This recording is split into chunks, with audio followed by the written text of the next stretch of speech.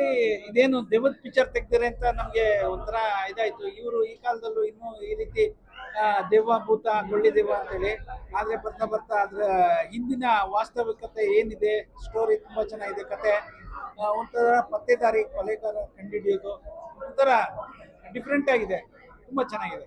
ತುಂಬಾ ಚೆನ್ನಾಗಿದೆ. ಬಂದು ಎಲ್ಲ ಥಿಯೇಟರ್ ಅಲ್ಲೇ ಕನ್ನಡ ಮೂವೀಸ್ ನೋಡಿ ತುಂಬಾ ಚೆನ್ನಾಗಿದೆ ಮೂವಿ. ಚೆನ್ನಾಗಿದೆ, ಒಳ್ಳೆ ಮೂವಿ. ಫುಲ್ ಥ್ರಿಲ್ಲಿಂಗ್ ಆಗಿದೆ, ಸಸ್ಪೆನ್ಸ್, ಕೊನೆವರೆಗೂ ಏನಾಗತ್ತೆ ಅಂತ ಗೊತ್ತಾಗಲ್ಲ. ಒಳ್ಳೆ ಮೂವಿ, ಚೆನ್ನಾಗಿದೆ. ಚೆನ್ನಾಗಿದೆ, ತುಂಬಾ ಚೆನ್ನಾಗಿದೆ. ಸ್ಟೋರಿನೂ ಚೆನ್ನಾಗಿದೆ. ವಿಲನ್ ತುಂಬಾ ಚೆನ್ನಾಗಿ ಮಾಡಿದ್ದಾರೆ.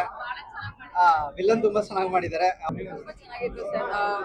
ಹೀರೋ ಆಕ್ಚುಲಿ ನನ್ನ ಪ್ರಕಾರ ವಿಲನ್ ತುಂಬಾ ಚೆನ್ನಾಗಿ ಮಾಡಿದ್ದಾರೆ. ಲಾಸ್ಟ್ ಅಲ್ಲಿ ನನಗೆ ಗೊತ್ತಿಲ್ಲದೆ ಎಮೋಷನಲ್ ಆಗಿದೆ. ಇದು ನಾನು ಯೂಶಲಿ ನೋಡುವಂತಹ ಮೂವಿ ಟೈಪೇ, ಹಾರರ್ ಥ್ರಿಲ್ಲರ್ ಅಥವಾ ಆ ತರದ್ದು.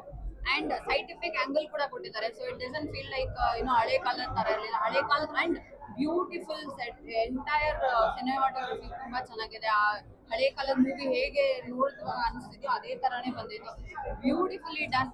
ಹೀರೋ ನಿಜ ವಿಲನ್ ಅಲ್ಲ ಸರ್ ಹೇಳೋ ತರ ಆಕ್ಟರ್ ನಮ್ಮ ಕನ್ನಡ ಇಂಡಸ್ಟ್ರಿಗೆ ಒಂದು ಆಕ್ಟರ್ ಇದ್ದಾರೆ. ತುಂಬಾ ಚೆನ್ನಾಗಿ ನಡೆದಿದೆ.